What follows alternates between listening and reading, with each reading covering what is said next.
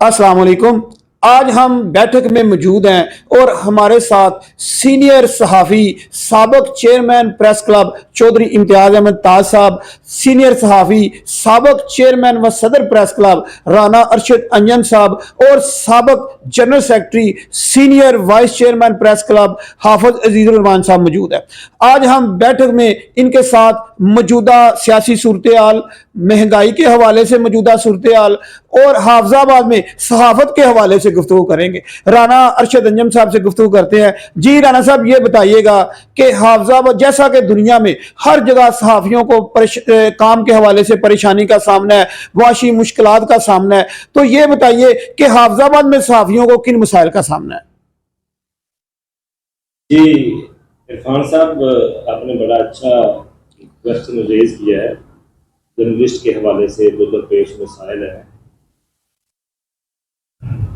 इसमें कोई शक नहीं है कि जो सहाफ़ी तबका है वो गुनागो मसाइल में जकड़ा हुआ है।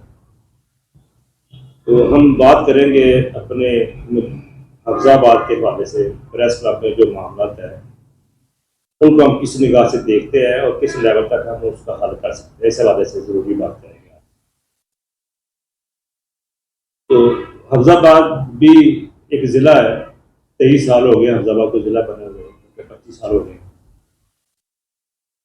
तो जिस तरह हुकूमतें और अजला को सहाफ़ती कॉलोनी मुहैया कर रही हैं, तो हाफिजाबाद के सहाफ़ियों का भी हक बनता है कि वो सहाफ़ती कॉलोनी में अपना भरपूर इसमें वो फर्क करे, ताकि उनका जो हक है सहाफ़ती कॉलोनी का इनको मिलना चाहिए। इस हवाले से मेरे दौर में और इम्तियाज़ ताज साहब के दौर में हमने इस्लामाबाद काफ़ी विजिट किए। हम चौधरी फवाद साहब से भी मिले और भी दीगर लोगों से मिले। मौजूदा हमारे MNA हैं चौधरी शौकत अली भट्टी साहब, उन्होंने भी काफ़ी काबश की और DC साहब से भी इस मामले में ऑन बोर्ड है। तो इंशाअल्लाह उम्मीद है कि इस साल में हम सहाफ़ती कॉलोनी लेके ही रहेंगे। बाकी जो मसाइल हैं हाफिजाबाद में, छोटे छोटे मसाइल हैं सहाफ़ियों के, इतने मुआशी आज के इस महंगाई के दौर में मुआशी मसाइल बेशुमार हैं सहाफ़ियों के। हुकूमती सतह पर और मीडिया मालकान की आप इसमें गफलत समझ लें या कोताही समझ लें, वो भी जो लोकल उनको किसी भी मराज से नहीं नवाजा जाता। एटलीस्ट वो दिन रात सहाफ़ियों, अखबार हो, चैनल हो, वो सहाफ़ियों की वजह से ही उनका सिस्टम चलता है। तो कम से कम उनको भी चाहिए कि वो अपने ज़िला में सहाफ़ियों की सरपरस्ती करें, अच्छे तरीके से उनकी देखभाल करें और कम से कम इतनी की मराहत उनको दे दें आज के इस महंगाई में वो अपने मामलात ज़िंदगी अच्छे तरीके से बखूबी सर अंजाम दें। बहुत शुक्रिया राना अरशद साहब, अपना इज़हार ख्याल कर रहे थे। तो मैं बात करना चाहूँगा चौधरी इम्तियाज़ अहमद ताज साहब से। ताज साहब, जैसा कि महंगाई की एक लहर है इस वक्त पाकिस्तान में और सेहत के हवाले से भी जो सहूलियात हैं उनका भी फुकदान है, तो इस हवाले से ज़िला हाफिजाबाद में सेहत की जो सहूलियात हैं उस हवाले से आपका क्या ख्याल है? जी, हाफिजाबाद में कुछ दिनों पहले मैं रिपोर्टिंग कर रहा था DH2 में, तो यहाँ पर बड़े ही हालात जो है मरीजों के लिए डेंजर है, क्योंकि एक तरफ तो हुकूमत पंजाब के नारे हैं कि वो फ्री मेडिसिन दे रहे हैं और जो मरीज हैं उनको इलाज मुआवजे की सहूलतें भी फराहम कर रहे हैं। पर मैंने जब DH2 में विजिट किया तो यहाँ पर शुगर के मरीजों के लिए इंसुलिन है जो 2-3 माह से नायाब है, लोग आते हैं बेचारे परेशान होते हैं और खाली हाथ जो है वो अस्पताल से वापस चले जाते हैं। इंसुलिन महंगी है, महंगाई के जो पिसे हुए लोग हैं वो अपना खाने पीने का जो है मामला उनके वो ही चाहते, उनके चूल्हे ठंडे पड़े हुए हैं और वो अपनी इलाज मुआवजा किस तरह कराएं। तो इस सिलसिले में जब मरीजों से बात हुई तो मैंने कहा जी फोन से हमारा मुतालबा है कि हमें जो बुनियादी हमारी फैसिलिटी है कि हमें फ्री मेडिसिन मिलती है, हमारा जो है वो हॉस्पिटल में छोटे मोटे टेस्ट है या बेड्स के मामला आता है, जो भी एमरजेंसी में चीज़ें हैं वो भी नहीं हमें मुहैया हो रही। तो ये तो हालात हैं जो है वो मरीजों के ایک سب سے بڑا اسلام آباد میں جو سرکاری اسپتال ہے اس میں سہولیات کا فقدان ہے, جو میڈیسن ہے وہ بھی مل رہی ہے. اور بازار کے حالات یہ ہیں کہ آج کل آپ کو پتہ ہے کہ جو چکن ہے یہ عام بندہ پہلے یہ دال کے ریٹ پہ یہ مل جاتا تھا 200-300 میں, وہ بھی 600 کے قریب اس کا جو ہے ریٹ ہے اس وقت, تو وہ بھی لوگ جو ہے وہ بھی نہیں لے سکتے. آٹا جو ہے وہ چکی پہ 160 روپے کلو جو ہے مل رہا ہے, اور دوسرا جو گورنمنٹ کا جو ریٹ پہ آٹا ہے وہ تو ویسے ہی میں آپ وہ ملتے ہی ہیں. ابھی میں رپورٹ پڑھ رہا تھا کہ سندھ میں بھی تو خاص میں ایک بندہ جو ہے وہ آٹے کے اصول کے لیے آیا اور وہ بیچارہ 6 بچیوں کا باپ تھا اور وہ مر گیا. تو اللہ تعالیٰ ہمارے اوپر رحم کرے.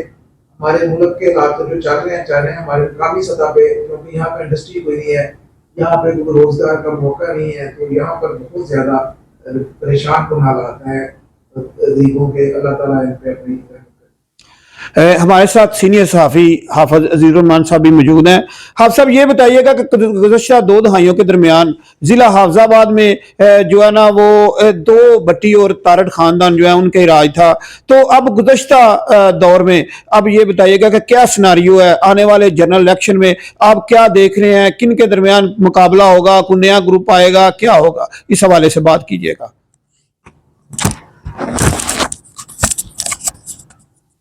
حافظ آباد کی سیاست کی اگر بات کی جائے تو عرصہ دراز سے یہاں پر بٹی گروپ جس کو لیڈ چودھری مہدی حسن بٹی صاحب کر رہے ہیں, اور ایک تارڑ گروپ جس کی قیادت چودھری افضل حسین تارڑ صاحب کر رہے ہیں, عرصہ دراز سے یہ حافظ آباد کی سیاست پہ راج کر رہے ہیں. آج تک جتنے بھی انتخابات اس دور میں دیکھے گئے, خصوصاً مارشاء اللہ کے بعد جنرل ضیاء الحق کی حکومت کے بعد, تو اس کی حکومت سے لے کر آج تک جتنے بھی انتخابات ہوئے ہیں اس میں ان دونوں ہی خاندانوں کے حمایت یافتہ امیدوار یہاں پر کامیاب ہوتے نظر آ رہے ہیں. لیکن اس دفعہ حافظ آباد کی سیاست میں ایسے جو سیاسی جو گھوڑے ہیں وہ نظر آ رہے ہیں, جس طرح ایم پی اے جو ہیں چودھری میاں مامون جعفر تارڑ صاحب ہیں, اور پنڈی بٹیاں کے جو ایم پی اے ہیں, اگر ان کو دیکھا جائے تو وہ پی ٹی آئی کی سیٹ پہ جیتے ضرور ہیں, لیکن ان کے معاملات جو ہیں وہ بٹی برادران سے جو ہیں وہ اچھے نظر نہیں آ رہے, جو کہ آنے والے وقت میں ایک حافظ آباد کی عوام کے لیے اور حافظ آباد کے سیاسی حلقوں کے لیے ایک سوالیہ نشان بنے ہوئے ہیں کہ ان کا سیاسی مستقبل کیسا نظر آ رہا ہے. کیونکہ ابھی تک اگر جو سیاسی میدان ہیں اس کے جو ارباب اختیار ہیں ان کے ساتھ بٹی برادران کے بھی, یعنی چودھری مہدی حسن بٹی اور ان کے بیٹے جو ہیں چودھری شوکت علی بٹی, ان کے تعلقات جو ہیں وہ کافی مضبوط نظر آتے ہیں. اور دوسری طرف میاں افضل حسین تارڑ صاحب بہت ضعیف ہو گئے, اور ان کی جگہ پر ان کی بیٹی جو ہے سائرہ کے جو معاملات ہیں اپنی جماعت کے ساتھ وہ بہت زیادہ زور آور جو ہیں وہ نظر آ رہے ہیں. تو حافظ آباد کی سیاست میں فی الوقت کوئی بھی تیسرا فرد جو ہے وہ کلیدی کردار ادا کرتا ہوا نظر نہیں آتا. لیکن جو ایک ہلچل مچی ہوئی ہے صوبے کی سطح پہ کہ صوبے میں قاف لیگ کی حکومت ہے, اور یہ بھی سننے میں آ رہا ہے کہ حافظ آباد ڈسٹرکٹ کے حوالے سے جو گجرات ڈویژن میں اسے شامل کیا گیا اس حوالے سے چودھری پرویز الہی جو ہیں وہ حافظ آباد کی سیاست میں کلیدی کردار ادا کرنے کی خواہش رکھتے ہیں.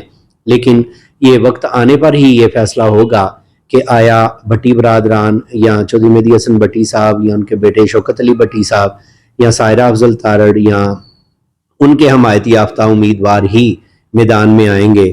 لیکن جو عام ایک تاثر عوام میں پایا جاتا ہے وہ یہی ہے کہ ابھی تک جس طرح ماضی میں ان کی سیاست میں کلیدی کردار رہا ہے, آئندہ جو عام انتخابات ہیں اس میں بھی چودھری مہدی حسن بٹی گروپ اور میاں افضل حسین تارڑ گروپ ہی اپنا کلیدی کردار ادا کریں گے.